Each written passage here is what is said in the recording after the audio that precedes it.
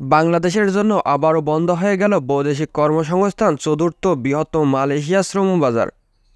কর্মী ভিসায় মালয়েশিয়া যাওয়ার সময় শেষ হয়েছে ৩১শে মে। ১লা জুন থেকে আর কোনো বাংলাদেশি শ্রমিক দেশটিতে যেতে পারবে না। তবে পরবর্তী পরিস্থিতি বিবেচনা করে শ্রমবাজার আবারও খুলে দিতে পারে দেশটি।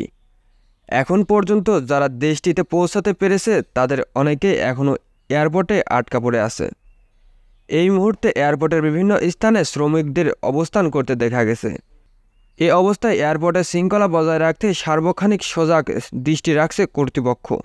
মালয়েশিয়া সরকারের সিদ্ধান্ত অনুসারে শুক্রবারের পর বাংলাদেশসহ ১৫টি দেশ থেকে কোনো কর্মী দেশটিতে প্রবেশ করার অনুমতি দেওয়া হবে না।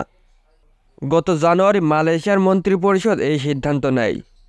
একই সঙ্গে বাংলাদেশ সহ ১৫টি দেশের সঙ্গে এ সংক্রান্ত সমঝোতা চুক্তি পুনরায় করার অনুমতি দেওয়া হয়। বাংলাদেশ ছাড়াও Thailand, Cambodia, Nepal, Myanmar, Norway, Vietnam, Philippines, Pakistan, Sri Lanka আরও অনেক দেশ থেকে কর্মী যায় মালয়েশিয়ায়। প্রবাসী কল্যাণ ও বৈদেশিক কর্মসংস্থান মন্ত্রণালয় একটি সূত্রে জানা গেছে, মালয়েশিয়ার বাজার উন্মুক্ত হওয়ার পর থেকে এখন পর্যন্ত ৪,৯২,৫০০ কর্মী মালয়েশিয়া যাওয়ার জন্য ছাড়পত্র নিয়েছেন। এদের বেশিরভাগই পৌঁছে গেছেন।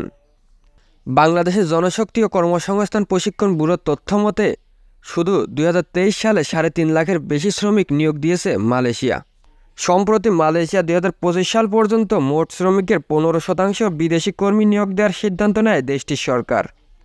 অভিবাসন বিভাগের তথ্য মতে চলতি বছরের ১৫ মার্চ পর্যন্ত মালয়েশিয়ার ২০ লাখ বিদেশি শ্রমিক কাজ করছেন। সম্প্রতি কর্মীদের মানবাধিকার নিয়ে জাতিসংঘ সহ বিভিন্ন আন্তর্জাতিক সংস্থার সমালোচনার মুখে পড়েছে মালয়েশিয়া।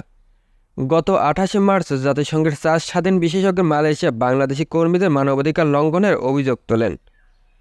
বাংলাদেশ ও মালয়েশিয়া সরকারের কাছে এক চিঠিতে তারা বলেন, বাংলাদেশি কর্মীদের নিয়োগ প্রক্রিয়ায় অপরাধী চক্রগুলোর সক্রিয় রয়েছে। এই চক্রগুলো প্রতারণার মাধ্যমে অতিরিক্ত টাকা আদায় করে ভুয়া কোম্পানিতে শ্রমিকদের নিয়োগ দেয়। ফলে বাংলাদেশের শ্রমিকদের ঋণের চক্রে আটকে পড়ে তারা। চিঠিতে আরও বলা হয়েছে, নিয়োগ প্রক্রিয়ায় ঘুষের সঙ্গে মালয়েশিয়া মানব সম্পদ ও স্বরাষ্ট্র মন্ত্রণালয় থেকে মালয়েশিয়া বাংলাদেশের হাই কমিশন পর্যন্ত জড়িত। গত ২৮শে মে লেখা ওই চিঠিতে তিনি সরকারের পক্ষে প্রক্রিয়া জানিয়ে লিখেছেন, মালয়েশিয়ার অভিবাসী শ্রমিকদের অধিকার রক্ষা করতে এবং অপরাধমূলক নেটওয়ার্কের বিরোধিতা করতে প্রতিশ্রুতিবদ্ধ।